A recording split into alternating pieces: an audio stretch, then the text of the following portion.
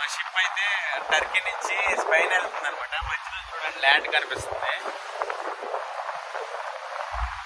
ఇదేమో గ్రీస్ అనమాట. గ్రీస్ పక్క నుంచి వెళ్తుంది.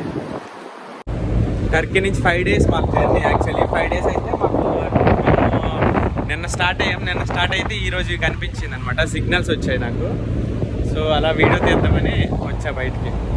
మొత్తం ల్యాండ్ అనమాట. అవతల వైపు కూడా ల్యాండే ఉంది, నెక్స్ట్ వైపు కూడా ఉంది, ముందుకు కూడా చాలా ముందుకు కూడా ల్యాండే ఉంది అనమాట. ఇదంతా మధ్య నుంచి వెళ్తుంది అనమాట.